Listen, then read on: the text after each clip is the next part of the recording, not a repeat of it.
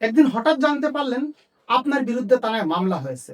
আপনি হতবাক, কারণ যে অপরাধের অভিযোগ আনা হয়েছে সেটি আপনি করেননি। তাহলে কি সব শেষ, নাকি বাংলাদেশের আইনে একজন নির্দোষ মানুষকে রক্ষা করার জন্য শক্তিশালী ব্যবস্থা রয়েছে?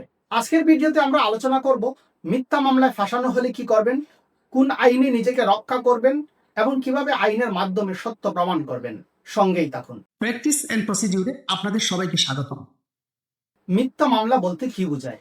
যখন কোনো ব্যক্তি প্রতিশোধ, শত্রুতা, হয়রানি বা ব্যক্তিগত স্বার্থে জেনে শুনে মিথ্যা অভিযোগ এনে মামলা করে, তখন তাকে সাধারণভাবে মিথ্যা মামলা বলা হয়। এ ধরনের মামলা হতে পারে পারিবারিক বিরোধ, জমি জমা সংক্রান্ত বিষয়ে বিরোধ, ব্যবসায়িক দ্বন্দ্বে, রাজনৈতিক কারণে, সম্পর্কের বিরোধ ও প্রতিহিংসামূলক উদ্দেশ্য ইত্যাদি কারণে। প্রথমেই কি করবেন? অনেকেই মামলা শুনেই আতঙ্কিত হয়ে পড়েন, কিন্তু মনে রাখবেন, মামলা হওয়া মানেই অপরাধী হওয়া নয়। বাংলাদেশের আইনে অভিযোগ প্রমাণের দায়িত্ব অভিযোগকারীর উপর বর্তায়। একজন অভিজ্ঞ আইনজীবী মামলার কপি সংগ্রহ করবেন, অভিযোগের দুর্বলতা খুঁজবেন, জামিনের ব্যবস্থা করবেন, পরবর্তী আইনি কৌশল ঠিক করবেন। যদি গ্রেফতারের আশঙ্কা থাকে তাহলে উচ্চ আদালতে অ্যান্টিসিপেটরি বেল চাওয়া যেতে পারে। আর যদি গ্রেফতার হন তাহলে নিয়মিত জামিনের আবেদন করা যায়, অথবা স্বেচ্ছায় আদালতে হাজির হয়ে জামিনের প্রার্থনা করা যায়। ফৌজদারি কার্যবিধির সেকশন 54 অনুযায়ী পুলিশ নির্দিষ্ট পরিস্থিতিতে ওয়ারেন্ট ছাড়া গ্রেফতার করতে পারে, কিন্তু এই ক্ষমতা সীমাহীন নয়। শুধু অভিযোগ করলেই কাউকে গ্রেফতার করা যাবে না। প্রতিটি ক্ষেত্রে রিজনেবল কমপ্লেইন্ট, ক্রেডিটেবল ইনফরমেশন এবং রিজনেবল সাসপিকশন থাকতে হবে। ব্লাস্ট ভার্সেস বাংলাদেশ মামলায় হাইকোর্ট বিভাগ গ্রেফতারের কিছু নির্দেশনা দিয়েছেন। গ্রেফতারের ক্ষমতার অপব্যবহার করা যাবে না, অযথা হয়রানি করা যাবে না, পুলিশকে যুক্তিসঙ্গত কারণ দেখাতে হবে। মিথ্যা মামলার সবচেয়ে গুরুত্বপূর্ণ বিষয় হলো নিজের নির্দোষিতা প্রমাণের জন্য বৈধ ও বিশ্বাসযোগ্য উপাদান সংরক্ষণ করা। কারণ আদালত আবেগে নয়, প্রমাণ ও সাক্ষ্যের ভিত্তিতে সিদ্ধান্ত দেন। তাই তদন্ত চলাকালে যত দ্রুত সম্ভব আইনসম্মতভাবে নিম্নোক্ত বিষয়গুলো সংগ্রহ ও সংরক্ষণ করুন: মোবাইল কল লিস্ট বা যোগাযোগের তথ্য, ঘটনার সময় আপনি কোথায় ছিলেন তার প্রমাণ, আশেপাশের সিসিটিভি ফুটেজ, মেসেজ, ইমেল বা সামাজিক যোগাযোগ মাধ্যমের কথোপকথন, নিরপেক্ষ সাক্ষীর তথ্য, প্রয়োজনীয় কাগজপত্র বা ডকুমেন্ট। তবে একটি বিষয় মনে রাখতে হবে, কোনো প্রমাণ সংগ্রহ করতে গিয়ে আইন নিজের হাতে তুলে নেওয়া যাবে না। গোপনে অন্যের ফোন হ্যাক করা, অবৈধভাবে রেকর্ড সংগ্রহ করা বা প্রমাণ বিকৃত করা নিজেই অপরাধ হতে পারে।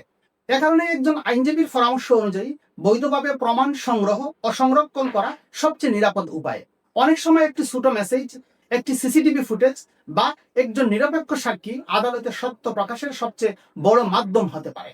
মিথ্যা মামলা প্রমাণ হলে কি হতে পারে? দণ্ডবিধিতে অভিযোগকারীর বিরুদ্ধেও শাস্তির ব্যবস্থা আছে। দণ্ডবিধির সেকশন 211 অনুযায়ী যদি কেউ জেনে শুনে মিথ্যা ফৌজদারি মামলা করে, তাহলে তার বিরুদ্ধে শাস্তিমূলক ব্যবস্থা নেওয়া যেতে পারে। অর্থাৎ কেউ যদি ইচ্ছাকৃতভাবে নির্দোষ ব্যক্তিকে ফাঁসাতে মামলা করে, তবে তদন্তকারী কর্মকর্তা মামলার তদন্ত শেষে সেই অভিযোগকারীর বিরুদ্ধেই দণ্ডবিধির 211 ধারায় মামলা দায়ের করার সুপারিশ করে অভিযুক্ত ব্যক্তিকে অব্যাহতি দেওয়ার জন্য আদালতে প্রার্থনা করেন। অর্থাৎ অভিযোগকারী নিজেও অপরাধী হতে পারেন। তাছাড়া দণ্ডবিধির সেকশন 182 অনুযায়ী জেনে শুনে অন্যের ক্ষতি করার জন্য পুলিশের নিকট মিথ্যা তথ্য দিলে শাস্তির বিধান রয়েছে। আদালত সাধারণত দেখেন অভিযোগে অসঙ্গতি আছে কিনা, সাক্ষীদের বক্তব্য মিলছে কিনা, ঘটনাস্থল ও সময় বাস্তবসম্মত কিনা, পূর্ব শত্রুতা আছে কিনা, প্রমাণ বিশ্বাসযোগ্য কিনা। অনেক সময় মানুষ প্রতিশোধ, শত্রুতা কিংবা অসৎ উদ্দেশ্যে অন্যকে হয়রানি করার জন্য মিথ্যা মামলা করে, কিন্তু আদালত কেবল অভিযোগ বা আবেগের ভিত্তিতে বিচার করেন না। আদালত বিচার করেন সাক্ষ্য প্রমাণ ও আইনের ভিত্তিতে। তাই সত্যের পক্ষে শক্ত অবস্থান নিতে হলে আতঙ্ক নয়, প্রয়োজন সঠিক আইনি পদক্ষেপ, অবিশ্বাসযোগ্য প্রমাণ। তবে মিথ্যা মামলার সংবাদ পেয়ে সোশ্যাল মিডিয়ায় উত্তেজিত পোস্ট দেবেন না, অভিযোগকারীকে হুমকি দেবেন না, আইনি পথেই এগিয়ে যান। নতুবা আপনার এই ভুল পদক্ষেপ আপনাকে নতুন আরেকটি মামলায় জড়িয়ে ফেলবে।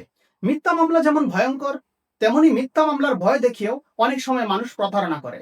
তাই আইনের সঠিক জ্ঞান রাখাটা খুবই জরুরি।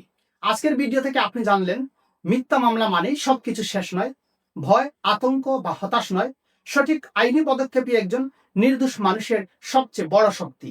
বাংলাদেশের আইন শুধু অপরাধীর শাস্তির জন্য নয়, বরং একজন নির্দোষ মানুষকেও অন্যায়, হয়রানি থেকে রক্ষা করার জন্য সমানভাবে কাজ করে। মনে রাখবেন, সত্য হয়তো কিছু সময়ের জন্য চাপা পড়ে যেতে পারে, কিন্তু সঠিক প্রমাণ ও আইনের সামনে সত্য একদিন প্রকাশ হবেই। আমাদের এই ভিডিওটি ভালো লাগলে লাইক, কমেন্ট ও শেয়ার করুন এবং আইন বিষয়ক সহজ আলোচনা পেতে প্র্যাকটিস এন্ড প্রসিডিউর চ্যানেলটি সাবস্ক্রাইব করুন।